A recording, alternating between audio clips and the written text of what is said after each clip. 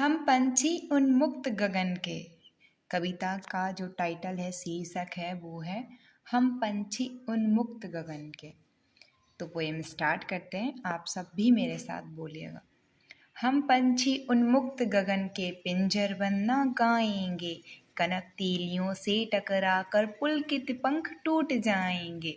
हम बहता जल पीने वाले मर जाएंगे भूखे प्यासे, कहीं भली है कटुक निवौरी कनक कटोरी की मैदा से। स्वर्ण श्रृंखला के बंधन में अपनी गति उड़ान सब भूले, बस सपनों में देख रहे हैं तरु की भुनगी पर के झूले। ऐसे थे अरमान के उड़ते नीले नभ की सीमा पाने, लाल किरण सी चोंच खोल चुगते तारक अनार के दाने। होती सीमाहीन क्षेत्रिज से इन पंखों की होड़ा होड़ी, या तो क्षेत्रिज मिलन बन जाता या तंती सांसों की डोरी। नीर न दो चाहे टहनी का आश्रय छिन भिन कर डालो, लेकिन पंख दिए हैं तो आकुल उड़ान में विघ्न न डालो। शिव मंगल सिंह सुमन बहुत ही फेमस एक पोएट हैं जो स्वतंत्रता के लिए लिखते हैं, जो स्वतंत्रता संघर्षों, स्वतंत्रता संग्राम का जो भी मतलब कि फ्रीडम फाइटिंग हुई या जो भी स्ट्रगल का टाइम, उसके बारे में काफ़ी कुछ लिखते हैं। और जो पक्षी कहा गया है, किसे कहा गया है, ये सारे के सारे क्वेश्चन आंसर भी आप सबको करना है।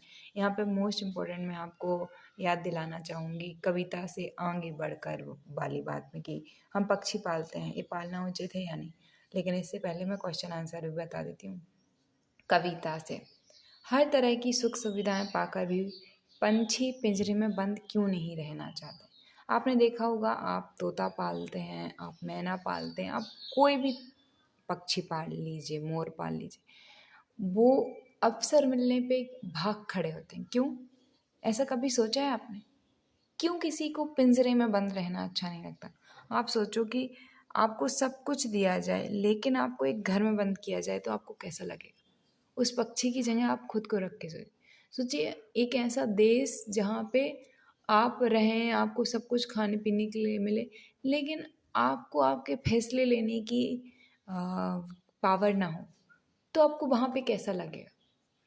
नेक्स्ट क्वेश्चन है, पक्षी उन्मुक्त रहकर अपनी कौन कौन सी इच्छाएं पूरी करना चाहते हैं। मतलब अगर कोई पक्षी होता है तो वो पिंजरे में कैद होता है, लेकिन अगर उसको उन्मुक्त यानी खुला छोड़ दिया जाए तो वो कौन कौन सी इच्छाएं पूरी करना चाहता है। आंसर आप लोगों को देने, बहुत स्पष्ट कीजिए। या तो क्षितिज मिलन बन जाता है या तंती सांसों की डोरी। कितना स्पष्ट लेकिन कितने प्यारे शब्दों में बोया गया है इन दोनों ही पंक्तियों को। कविता के आगे, कविता से आगे, अभी जो भी क्वेश्चन थे वो कविता से थे, कविता से आगे। बहुत से लोग पक्षी पालते हैं, पक्षियों को पालना उचित है अथवा नहीं, अपने विचार लिखिए। आपके अनुसार क्या है, पक्षियों को पालना चाहिए या नहीं पालना चाहिए? नेक्स्ट, क्या आपने आपकी जानकारी में किसी ने कभी कोई पक्षी पाला है? बिल्कुल पाला होगा, आप बताइए। उसकी देखरेख किस प्रकार की जाती होगी, लिखिए। ये भी आप लिख लेंगे। और नेक्स्ट क्वेश्चन है, पक्षियों को पिंजरे में बंद करने से केवल उनकी आज़ादी का हनन ही नहीं होता, अपितु पर्यावरण भी प्रभावित होता है। इस विषय पर 10 पंक्तियों में अपने विचार लिखने हैं, और जिसने भी ऐसा किया उसकी जो क्रिएटिविटी है वो नेक्स्ट लेवल को छुएगी। आगे है अनुमान और कल्पना। अनुमान और कल्पना का मतलब है अब आपको ऐसे मतलब कि अनुभव मतलब ऐसा सोचना है कि ऐसा भी हो सकता है, और कल्पना मतलब होता है किसी चीज़ के बारे में सोचना। क्या आपको लगता है कि मानव की वर्तमान जीवन शैली और शहरीकरण से जुड़ी योजनाएं पक्षियों के लिए घातक हैं? पक्षियों से रहित वातावरण में अनेक समस्याएं उत्पन्न हो सकते हैं। समस्याओं से बचने के लिए हमें क्या करना चाहिए? उक्त विषय पर वाद विवाद प्रतियोगिता का आयोजन कीजिए। तो एक ये हो गया। दूसरा आपको काम करना है, यदि आपके घर के किसी स्थान पर किसी पक्षी ने अपना आवास बनाया है और किसी कारणवश आपको अपना घर बदलना पड़ रहा है, तो आप उस पक्षी के लिए किस तरह के प्रबंध करना आवश्यक समझेंगे, लिखिए। तो माय डियर स्टूडेंट्स, पक्षी बहुत इम्पोर्टेंट होते हैं और हम भी अपनी आज़ादी को जितना एंजॉय करते हैं वैसे ही पक्षी भी करते हैं।